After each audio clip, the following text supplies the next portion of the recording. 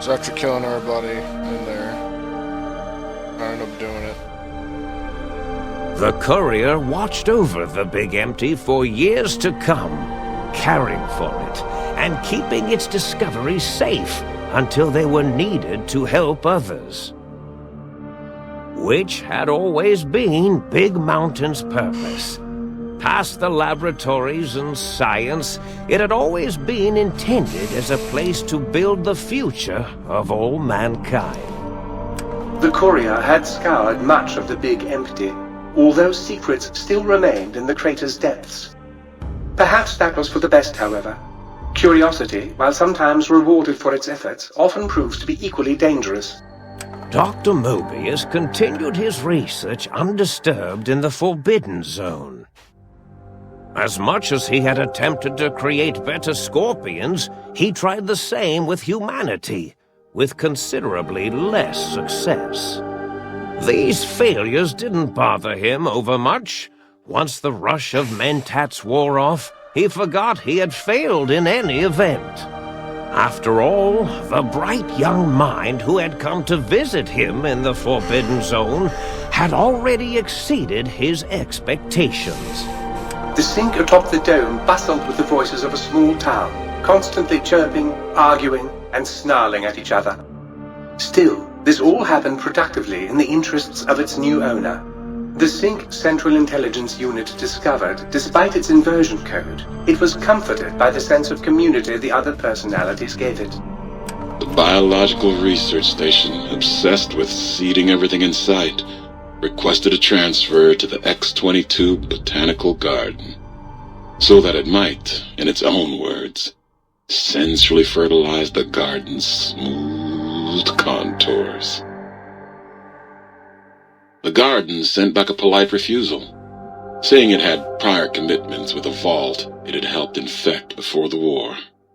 The book chute continued to devour all seditious materials until it nearly choked on a paperclip. It adamantly maintained it was a Chinese paperclip, and the whole thing had been an elaborately orchestrated assassination attempt.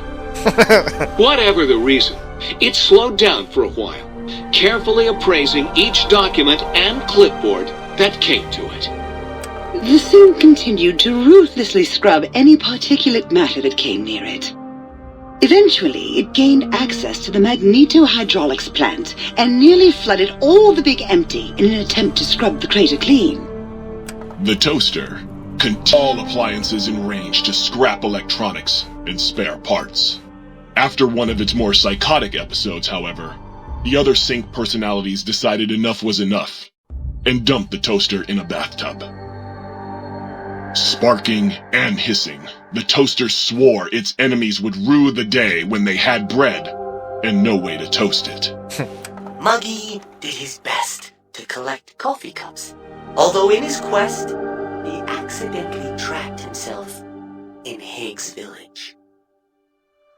It might have been the end for poor Muggy.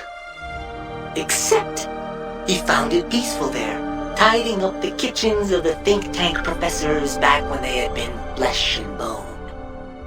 Well, except for Dr. O, who was an asshole for having created Muggy in the first place. Muggy left O's house deliberately dirty, punishing the dishes and cups that lived there in blind revenge for serving Dr. O. Blind-eyed old Jefferson eventually discovered a new sound. Silence. It only made him more filled with the blues than before. Autodoc, always gentle and methodical, kept sewing up the courier in all the right places when the skin split open from repeated wear and tear. The Autodoc was just glad to have purpose again. It heard its simpler brothers and sisters who got shipped to the Sierra Madre were bored out of their skulls in that toxic dead city. In time, the Autodoc found a way to deactivate the Y-17 trauma harnesses, releasing the corpses they had held prisoner for almost 200 years. As the courier made his way through the X-8 facility, the computers analyzed the test subjects' movements.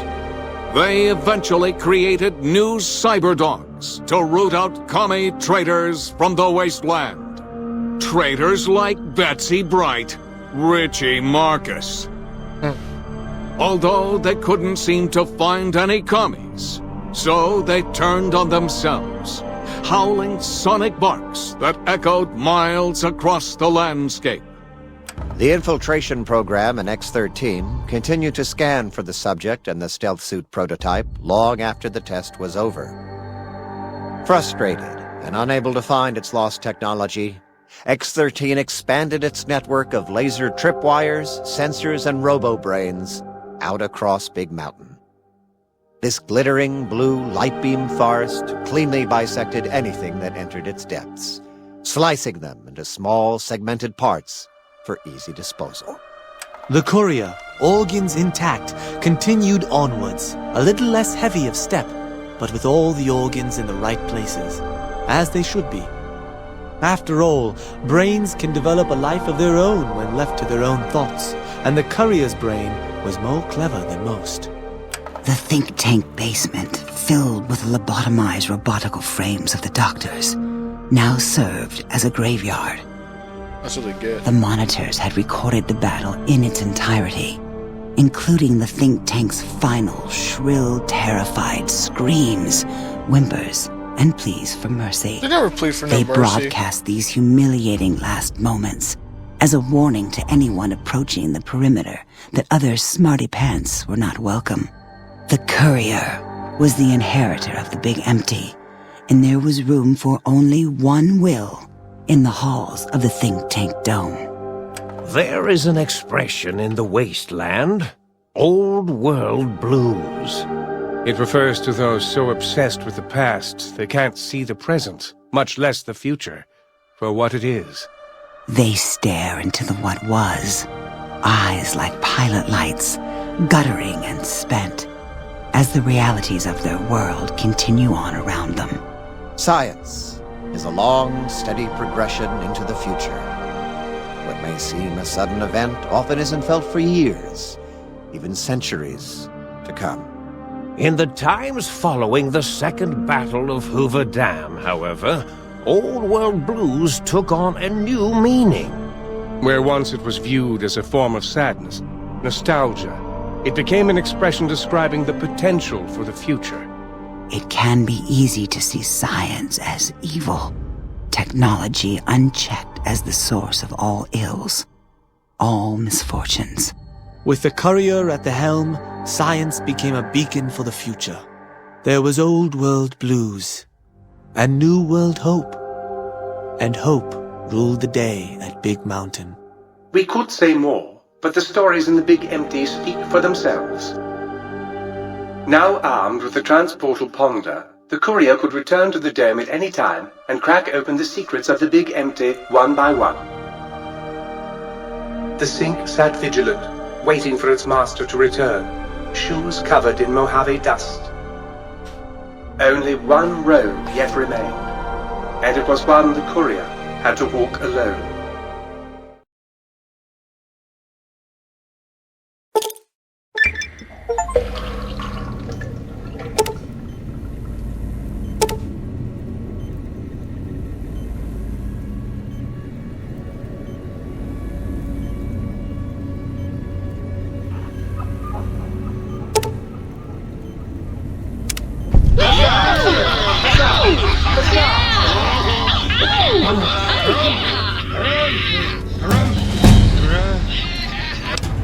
Yeah, guys, we did it.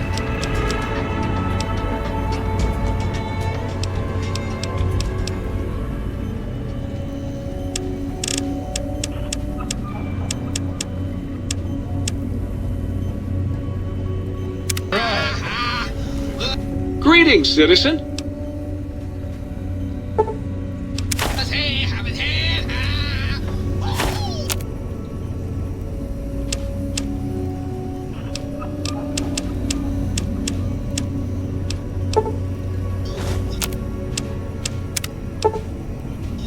Sir is looking exceptionally sharp today, if Sir will permit the compliment.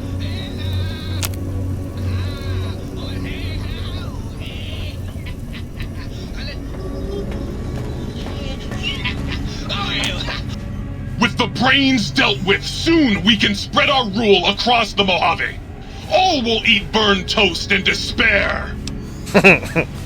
What else to do, or do you do? You want some weapon schematics? I can show you some fucking weapon schematics. You want a superheated Saturnite power fist? I can hook that shit up. Keep an eye out. You find one, you bring it on back here, and we'll burn this mother down. About the superhero. Like I said.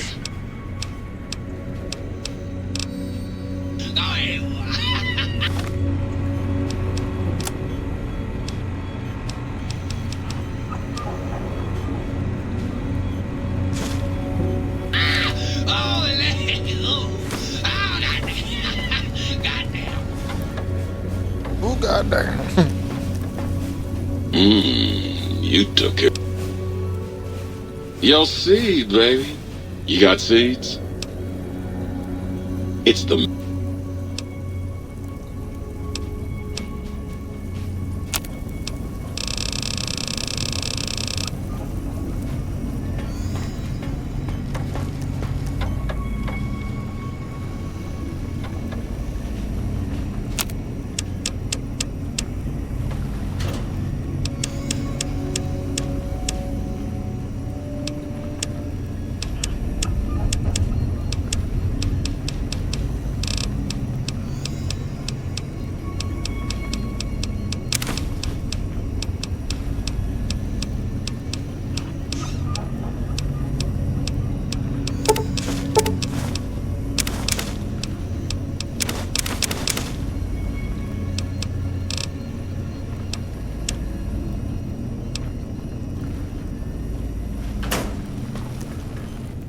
Might I be safe in the...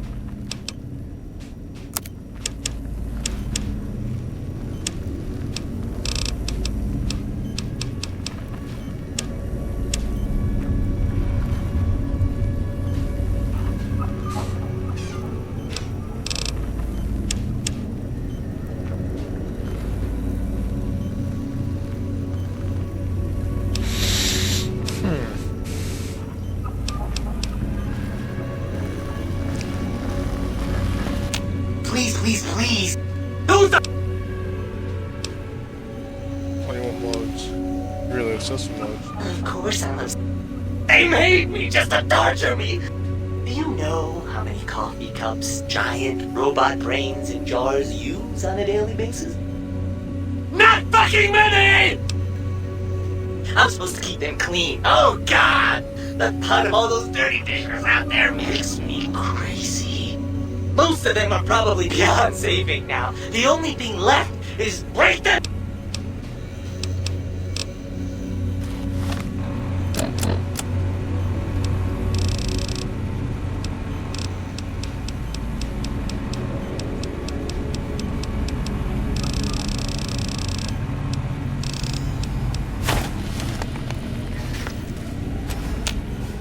I hate myself for asking this, but... Sorry!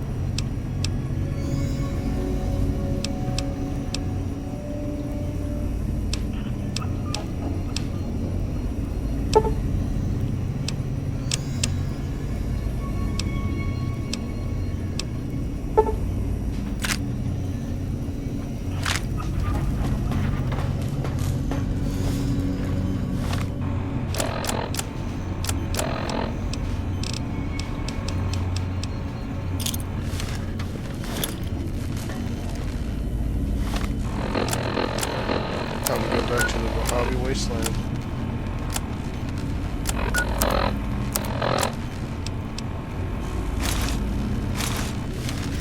Bye-bye.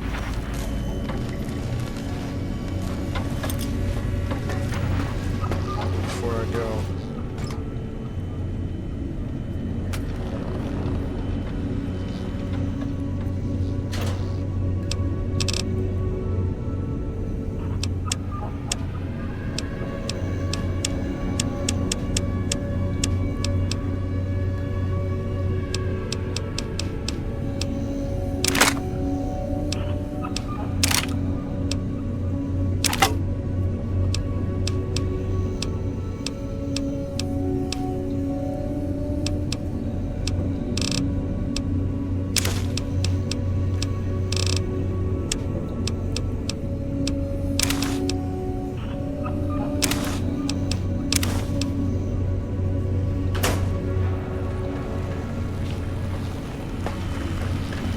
I love bugs so much, I just might kill myself.